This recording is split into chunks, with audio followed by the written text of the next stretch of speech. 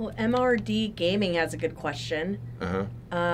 Now that you guys are back together, what was the hardest part during the pandemic working on the game? Oh man, there are a lot of hard things about the pandemic, but I think the biggest thing. Oh boy. Ooh. I think the biggest thing is, it's clear that we have some rapport, and sometimes it's good. Like I couldn't insult Brant like this over the phone. It's just not done. He's tried. But I think that's really what was the toughest part about working on the game. Honestly, was just not being able to work face to face. If that makes any sense. I agree.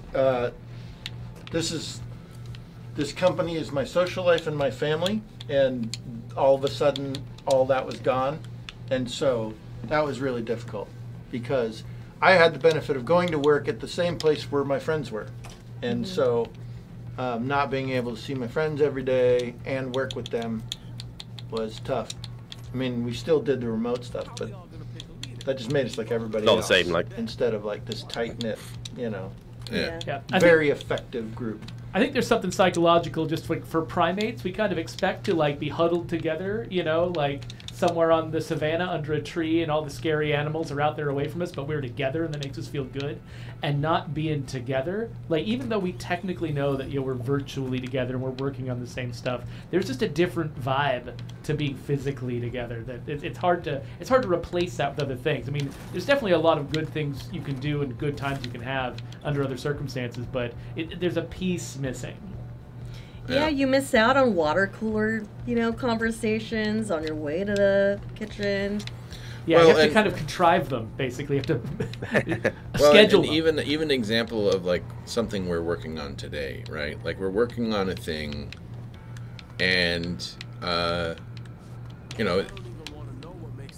but it's so much easier to just walk over to the engineer who I was working with today and be like, hey, I need this thing. It's not quite working the way that we want it to, and then the engineer's just like, yeah, I'll have that done in like 5 minutes. As opposed to 28 meetings and 6 weeks of scheduling, right? Right, yeah. I mean, some of the coolest things that we did in State of Decay happened because somebody was talking about something at a desk, and somebody else heard it and said, I can do that. Yeah. Right? And then they did it, and we realized that it would be cool, and then we decided to make room for it, right? Yeah. Or problems get solved a lot easier if you're sitting there chatting and somebody hears about it and goes, oh, here's how you solve that. Instead of,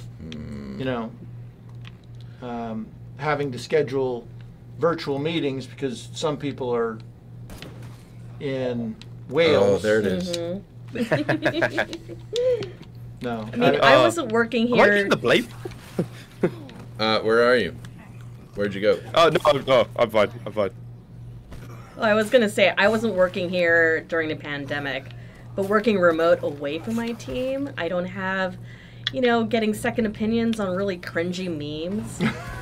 So if anything goes up on Twitter, Instagram that's a little off, it's because I'm working in an isolated office at home with a 10-month-old and a really wacky husband. So I apologize in advance for any cringe. Your 10-month-old is offering some great advice. Oh, though, yeah. As far as, Mom, don't send it. Don't send it, right? Yeah.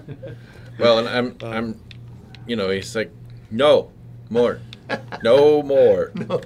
But seriously though, one of my favorite parts of my job is the fact that I am on the mailing list where when Heather wants to run meme ideas by people, she sends it to a group that I'm in, so I get to participate in that. You don't think of that as being something you could actually do for a living, but it's a lot of fun. And Heather sharing it with us is actually really great. Yeah. Yeah, I do a lot of hello fellow kids content that needs double checking. Well, I mean, that is a timeless. Do you have more fire?